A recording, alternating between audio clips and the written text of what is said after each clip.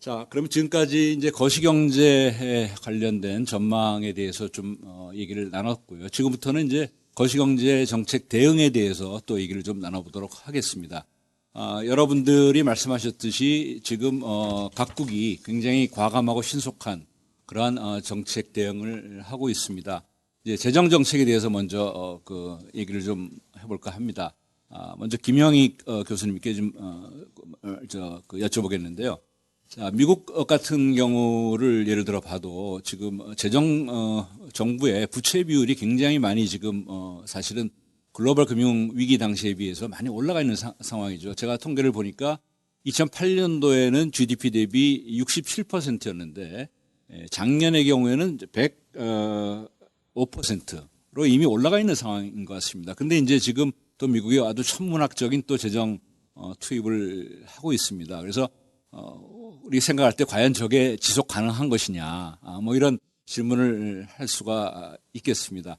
자, 여기에 대해서 어떻게 생각을 하시는지, 뭐 그러더라도 지금 상황이 어려우니까 투입하는 것이 맞다라고 보시는 건지 한번 그 말씀을 듣고 싶습니다. 우선 중국 경제에 대해서 제가 조금만 좀 박정훈 전무님께서 중국 경제, 실물 경제에서 설명을 잘 해드렸습니다만은 저는 앞으로 이제 우리가 중국 경제를 볼 때 금융을 더 봐야 된다. 사실 2000년에 우리 중국 수출 비중이 10%에 불과한 게 2017년에 27%까지 올라갔다가 작년에 25%로 그동안 우리 무역수지 흑자 83%가 중국에서 온 거거든요. 그런데 저는 이제 무역으로 중국에서 돈 벌기는 갈수록 힘든 시대가 도래하고 있다. 금융을 봐야 된다. 이런 말씀을 드리고 싶은데요. 중국의 그 금융시장 개방 속도가 굉장히 빠르거든요. 그래서 작년에 그 은행업을 외국인들한테 다 개방했고요. 올해는 보험사, 자산운용사, 증권사 개방하기로 했는데 더 빨리 개방하고 있어요. 예를 들어서 증권사를 올 12월에 개방하기로 그렇게 계획을 세웠는데 지난 4월 1일 날 다 개방해버렸거든요. 그래서 미국의 유럽의 금융회사들이 중국 지금 많이 진출하고 있습니다만은 중국 실물보다는 금융시장이 앞으로 굉장히 특히 채권시장, 주식시장이 굉장히 빠르게 확대되리라고 보고 있습니다. 그래서 우리가 이제 중국을 볼 때는 금융시장 측면에서 좀 관심을 가져야 된다. 그래서 저는 뭐 단적으로 그동안 우리가 무역으로 중국에서 국부를 늘렸는데 이제는 금융으로 국부를 늘려야 될 때다. 이런 말씀을 좀 드리고 싶고요. 그 다음에 전 세계가 정부가 돈을 쓸 수밖에 없는 상황인 것 같습니다. 특히 우리 정부 그렇죠. 경제 주체가 뭐 가계, 기업, 정부, 해외 부분으로 나눌 수가 있는데요. 좀 가계는 계속 자금 잉여 주체로 남아 있거든요. 한국은행 자금 수납해 보니까 작년에도 개인 부분의 자금 잉여가 92조예요. 그 다음에 기업 적자 주체는 이거 있지만 추세적으로 보면 적자 규모가 줄어들거든요. 그래서 가계가 잉여 주체 규모가 늘어나고 있고 기업 적자 규모가 줄어드니까 돈이 나머지 부분으로 빠져나갈 수밖에 없죠. 그래서 해외로 많이 나갔고요. 지금 경상수익자가 대부분 금융계정을 통해 해외 직접 투자나 증권 투자로 다 나가고 있죠. 그리고 정부가 쓸 수밖에 없는 상황입니다. 그래서 과연 문제는 그 정부가 돈을 잘 써야 되는데 1990년대 들어서면서 지금 우리 상황 같은 비슷한 상황이 전개되면서 일본 정부가 돈을 많이 썼거든요. 근데 돈을 생산적인 것들 못 써가지고 결국 일본 GDP 대비 정부 부채가 한 230%까지 올라갔지 않습니까? 우리도 참 돈을 잘 써야 되는데 그 잘 쓰는 건 우리가 좀 감시 좀 해야 될 것 같습니다. 저는 정부가 쓸 수밖에 없는 상황이다. 그리고 최근 상황 고려하면 이번 코로나 사태로 그동안 우리가 뭐 미국 같은 자본주의에서 작은 정부를 주장했거든요. 그런데 앞으로 정말 그 큰 정부가 생길 것 같습니다. 그리고 국제기구 힘은 약해질 수밖에 없다. 그래서 앞으로 국제 간 분쟁이 많이 생길 텐데 이 큰 정부들이 참 해결하기 쉽지 않겠구나. 당장 그 미국과 중국, 세계보건기구 이런 거에서 다 이익 의견이 존재하거든요. 그리고 결국 저는 그 중앙은행의 힘은 좀 상대적으로 약화되고 소위 MMT 현대화폐 이론으로 서서히 가고 있지 않느냐 그런 생각을 하고 있습니다. 그래서 결국 그 정부 역할이 갈수록 더 중요해질 수밖에 없고 그래도 우리나라 가계 잉여 주체 기업 부족 규모 줄으니까 결국 정부가 쓸 수밖에 없다. 근데 이게 앞으로 그 미래 성장성을 위해 가지고 정말 그 생산성이 높은 데다 돈을 잘 배분해야 된다. 이런 말씀만 좀 드리고 싶습니다. 네. 뭐 지금 코로나 사태와 같은 그런 이벤트 때문에도 써야 되고 그렇지 않더라도 구조적으로 이제 가게나 기업이 이제 전통적으로 우리가 자금 부족 경제 주체인데 일본 같은 경우는 이제 자금 잉여 경제 주체로 바뀌고 우리나라도 뭐 그렇게 바뀔 거라고 아마 보시고 있는 거 아닌가 생각이 듭니다. 그래서 전체적으로 민간의 자금이 남아 도는 걸 정부가 쓸 수밖에 없는 그런 상황이다. 그러니까 잘 써야 된다. 이런 거로 저는 이해를 했는데요. 예, 맞습니다. 예. 근데 저 교수님 말씀하신 것처럼 일본이 98년부터 기업이 자금 잉여 주체로 전환이 되거든요. 그래서 기업이 금융회사에 돈을 빌렸어야 하는데 저축한 돈이 많아져 버립니다. 그래서 일본 금융회사들이 굉장히 혼란을 겪게 되는데요. 금융회사들이 특히 은행이 돈이 들어오면 대출하면 유가증권에 운영하지 않습니까? 가게도 저축, 기업도 저축하니까 그 유가증권 투자를 할 수밖에 없죠. 그런데 은행들이 위험하다고 주식은 별로 투자 안 하죠. 채권만 삽니다.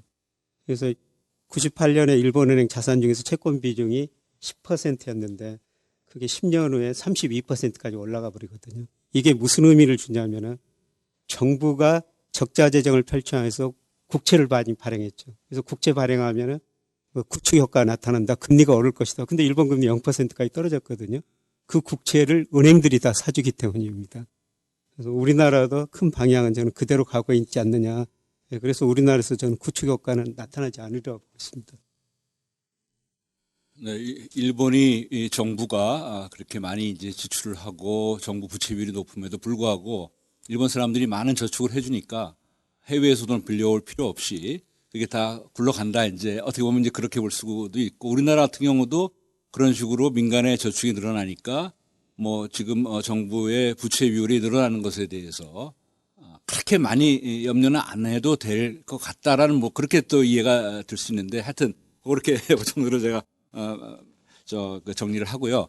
거기에 대해서 이제 주원 우리 그 실장님께도 좀 비슷한 우리나라 상황에 대해서 한번 질문을 좀 던져보겠습니다. 그래서 지금 정부 부채 비율이 우리나라가 지금 많이 이제 늘어나고 있고요. 그래서 근데 이번에 이제 재정 대책을 하면서 또 많은 지출을 하고 있습니다. 물론 이제 우리나라에서의 재정 지출 규모가 선진국들에 비하면 좀 GDP 대비 비율이나 예산 대비 비율로 보면 이렇게 높지는 않은 것은 맞습니다. 그럼에도 불구하고 일각에서는 좀 위험할 수 있다라는 그런 지적도 있는데 아까 이제 주원 실장님께서는 과감한 그런 경기 부양 정책이 하반기에 필요하다 이렇게 말씀을 하셨습니다. 여기에 대해서 좀 보완해서 좀 말씀을 좀 듣고 싶습니다.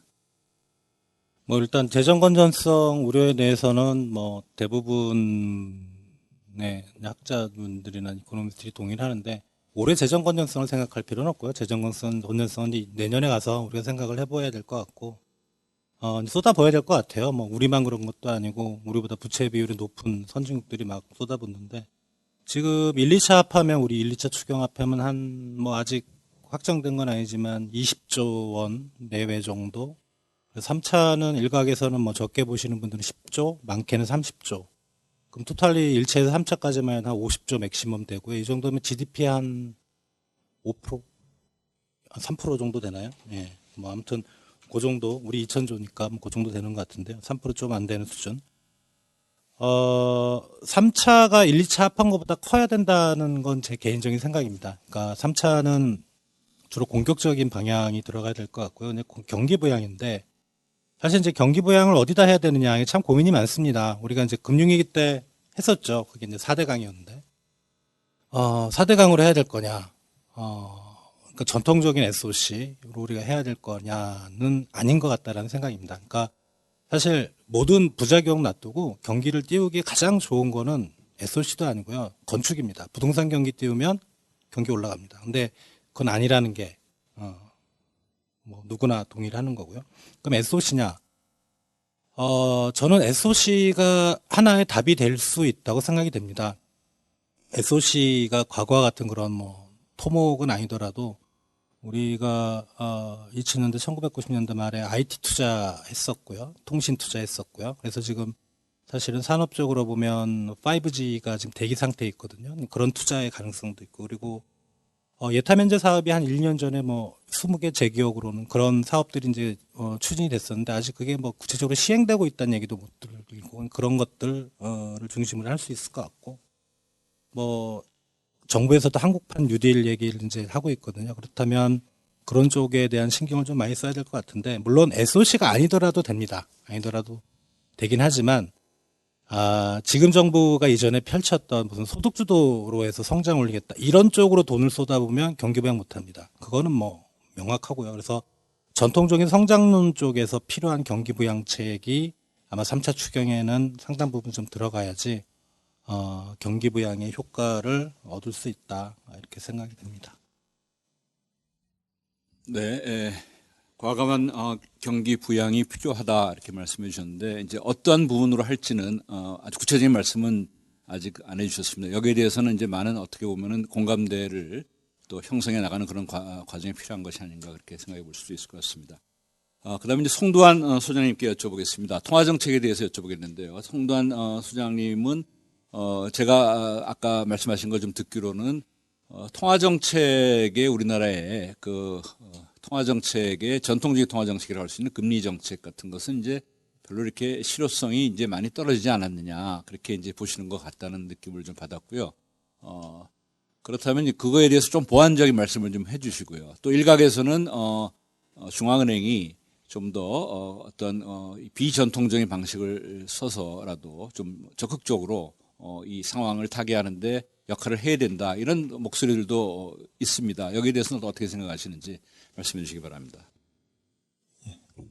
먼저 우리 주 실장님께서 재정정책 관련돼서 말씀드렸는데 저도 한 30초 정도만 좀 부연해서 최근에 금융위기 이후에 이 선진국과 신흥국의 어떤 부채 어떤 흐름을 보면은 선진국은 정부 부채를 중심으로 해서 증가를 하고 또 민간 부분 가게나 기업은 부채를 줄여왔고요. 또 신흥국은 정부 부채는 현 수준을 유지하면서 민간 부분, 주로 가계와 기업을 중심으로 해서 부채가 크게 늘어났습니다. 그래서 이런 측면에서 보면은 지금은 이렇게 엄중한 경제 상황에서는 재정의 역할이 매우 중요하다. 따라서 재정의 어떤 탄력적인 운영이 매우 중요하기 때문에 어려울 때는 정부가 부채를 좀 과감하게 늘려주고 또 경기가 복원이 되고 회복이 되면은 또 부채를 줄여나가는 이런 좀 탄력적인 어떤 정책 운영이 좀 필요한 시기가 아닌가 이런 생각을 좀 해보았습니다.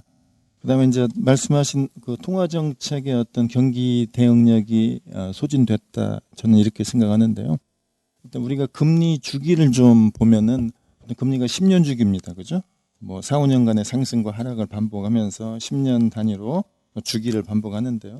94년 주기가 있었고 또 2004년 주기가 있었고요. 그다음에 2015년 주기가 있었고, 근데 최근에 주기를 보면은 주기 특성이 있습니다.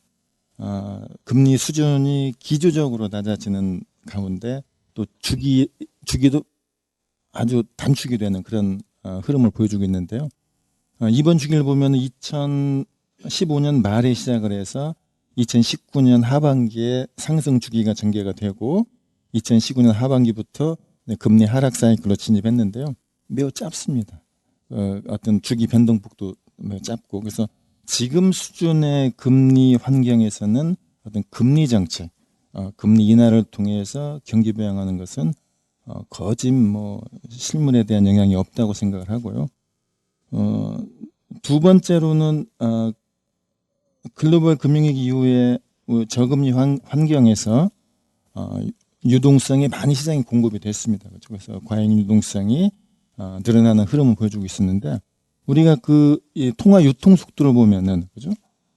이 금융위기 이후에 한 20 정도에서 지금 한 15 정도로 떨어졌습니다. 그죠? 그러니까 돈이 풀려도 어떤 생산 경제나 실물로 전이되기보다는 어떤 자산 시장으로 흘러 들어가는 어떤 유동화 현상이 진행되고 있어서 실제 어떤 유동성 공급이 어떤 생산 경제에 대한 영향은 매우 제한적이다.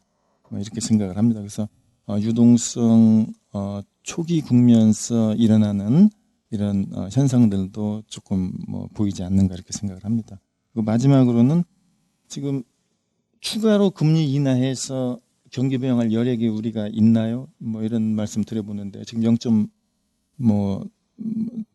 지금 7~5%이 수준에서 추가 인하하면은 뭐 0.5, 0.25 그거 뭐 일본하고 똑같지 않습니까? 그죠? 그래서 자칫 잘못하면은 그 금리 상수화 프로세스가 진행이 돼서 일본의 불안 경제를 견인했던 장기간에 걸친 어떤 제로금리 시대가 열릴 가능성이 있기 때문에 추가로 금리 인하에서는 그것은 매우 소모적이라고 생각하고요.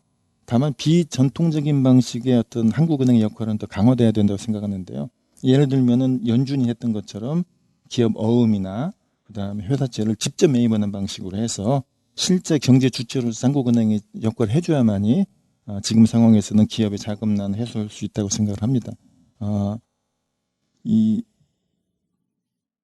뭐 하는 법이나 뭐 이런 뭐 개정이 뭐 필요한 부분도 있을 수 있지만은 지금은 뭐 가능한 방법을 찾아서 금융기관과 거래하는 건 별 의미가 없습니다. 한국은행이 금융기관과 거래를 뭐 채권을 거래하는 방식은 큰 의미가 없고요. 직접 시장에 개입을 해서 회사채나 기업 어음을 매입하는 이런 좀 정책 전환이 좀 필요하지 않을까 이렇게 생각을 합니다.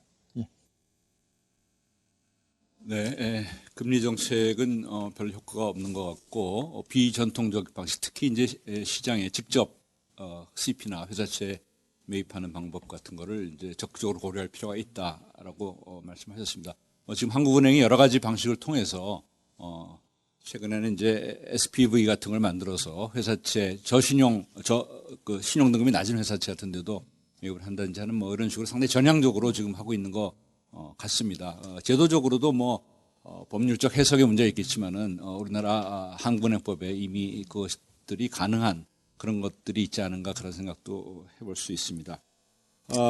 지금 이제 이종우 세터장님께 주식시장에 대해서 말씀을 좀 드리겠습니다. 외국인들은 계속해서 지금 팔고 있는 추세가 지금 지속되고 있는 것 같습니다.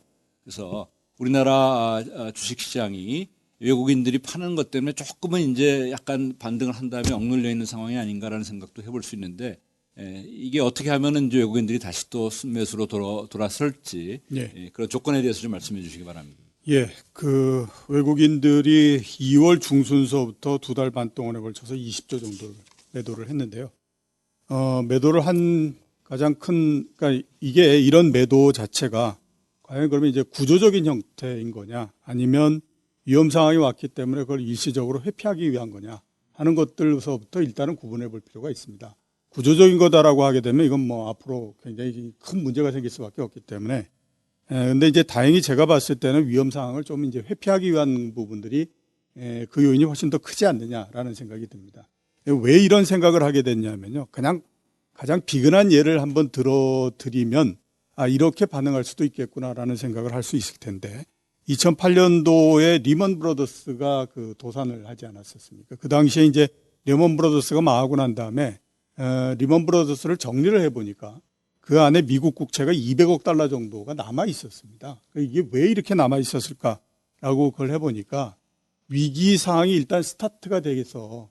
금융기관이 서로가 서로를 못 믿는 형태가 되게 되면 그 미국 국채를 이게 돈으로 환산할 수 있는 그런 시간조차 일단 허용해주지 않더라라고 하는 것들이 이제 굉장히 돼버린 거죠.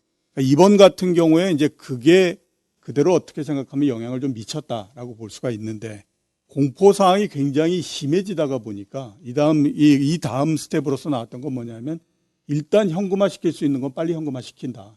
그래서 우선 아무튼 달러를 가지고 모든 거에 대응할 수 있는 능력을 갖춰야 된다라고 하는 것들이 이제 나온 거였거든요. 그래서 이제 그 코로나19가 제일 처음에 창궐을 했을 때 당시에 여러 그 가격들을 보게 되면 금값이 굉장히 많이 떨어집니다. 이게 어떻게 생각하면 굉장히 희한한 일이잖아요. 인류가 화폐라고 하는 것을 만든 이래로 화폐의 가장 큰 목적은 금의 가장 유사한 형태로 만드는 것이 가장 큰 목적이었습니다. 근데 그것조차도 통하지 않을 형태가 돼버렸고 그 다음에 나온 스텝이 뭐냐면 이제 차별적인 대응이 나오는 형태가 됐죠. 미국 내에서 보면 회사채와 국채 사이에 이 수익률의 격차가 굉장히 벌어져 버리는 형태가 됐고 국제적으로 보게 되면 그 신흥국과 선진국 사이에 또 이 수익률이 굉장히 벌어져 버리는 형태가 돼버린 거죠.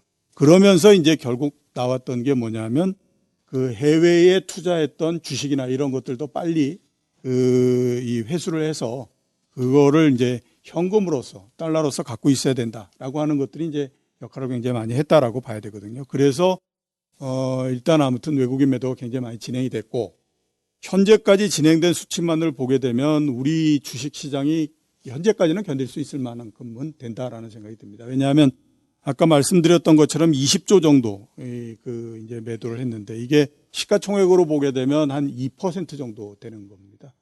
과거에 우리가 한참 외국인들이 들어오고 할 때에 3달 동안에 걸쳐서 3% 이상씩 시가총액에 들어왔던 적이 있거든요. 그렇기 때문에 아직까지는 어느 정도는 견딜 수 있다라고 생각하지만 만약에 제 생각과 다르게 이런 부분들이 구조적인 형태가 된다라고 하면 이건 이제 우리나라 자본시장에 굉장히 큰 영향을 미칠 수밖에 없기 때문에 그렇지 않았으면 하는 생각이 좀 들고요. 자, 이거를 반대로 바꾸기 위해서는 어떤 부분들이 있어야 될 거냐 하는 것들을 한번 볼 필요가 있는데 국제적으로 보게 되면 우선은 선진국, 특히 미국 시장이 안정이 돼야 됩니다. 이게 오르고 하게 되면 이제 괜찮아지는데 그동안에 우리가 1992년도에 제일 처음에 외국인들한테 우리 시장을 개방을 했으니까 지금까지 28년이 됐습니다. 28년 동안에 여러 변수들하고 외국인들의 매매가 뭐하고 가장 관계가 높았나라는 것을 조사를 해보게 되면 선진국 주식시장, 특히 미국 주식시장이 굉장히 크게 영향을 많이 미쳐요. 이거는 우리가 생각해보면 당연하지 않습니까? 우리 시장이 좋으면 우리도 생각해보면 시장이 좋기 때문에 다른 나라 시장에도 많이 참가하는 형태가 되거든요. 그게 지금 나온 형태니까 우선은 아무튼 보면 미국 시장이 안정이 되는 것이 우리나라에서 외국인들의 매도 이런 부분들을 줄일 수 있는 가장 중요한 역할을 한다라고 봐야 될 것 같고요.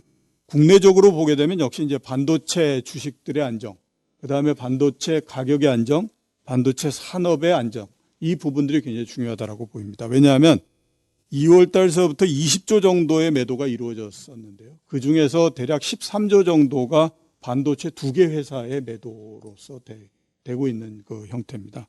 그러니까 결국에 보게 되면 우리나라의 반도체 양사가 외국인들한테 굉장히 매력도가 높아지는 형태가 되게 되면 개별 주식을 파는 것들이 줄어들 수 있다라고 봐야 되는 거거든요. 그래서 국내적으로는 역시 이제 반도체의 이 매력도를 높이는 거 이게 굉장히 이제 중요한 부분이 될 거다 이렇게 이제 판단할 수 있습니다. 네. 또 하나 우리가 이제 생각해 봐야 될 부분이 신흥국 상황입니다. 그래서 신흥국들이 지금 상당히 어려움에 처해 있는 나라들이 많은 것 같습니다. 물론 이제 신흥국들 중에서 우리나라 같은 나라는 이제 미국 FRB와 통화 수합도 하고요. 그다음에 그 중앙은행들이 가지고 있는 그러한 미국 국채를 미국 FRB가 RP로 또 사주는 그런 걸 통해서 달러를 공급하는 그런 이제 조치들이 있었기 때문에 뭐 우리나라 같은 경우는 비교적 지금 안정되어 있는 것이 아닌가 이렇게 생각이 됩니다만은 또 그러한 여건이 안 되어 있는 많은 신흥국들도 있고요. 그래서 과연 앞으로 신흥국들 상황이 어떻게 될지 지금 뭐 IMF나 월드뱅크 같은 데서도 뭐 특별 융자 제도 같은 거를 도입을 해서 도와주고 있다고는 합니다만은 어떻게 될지 좀 김영익 그 교수님께서 좀 말씀을 해주셨으면 좋겠습니다. 예, 저는 뭐 올 상반기에 선진국들이 많이 어려지기 시작했지만 하반기 뭐 내년 상반기 가서는 신흥국들이 한 번 더 진통을 겪으리라 보고 있습니다. 이거는 뭐 제가 연구한 자료가 아닌데 얼마 전에 그 맥킨지 보고서를 보니까 앞으로 인도하고 중국 등 아시아 큰 국가에서 아시아 위기가 올 수가 있다.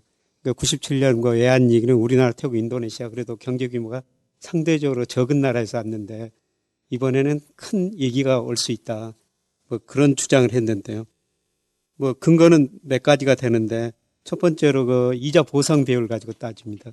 이자 보상 비율이 1.5 이하인 기업이 25% 이상 되면은 그 나라 기업이 상당히 부실하다. 이게 첫 번째 조건이었는데요. 2017년 기준입니다. 인도가 43%, 중국 37%입니다.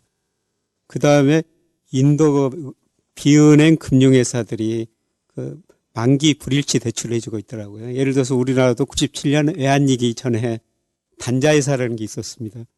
이들이 단기 자금 조달하고 장기로 대출하다 보니까 자금 불일치가 생겨가지고 문제가 발생했는데요. 지금 인도가 우리보다도 그때 우리 상황보다 더 하고 있습니다. 약 97%가 만기 불일치입니다. 예, 그리고 해외 자금 유입인데요.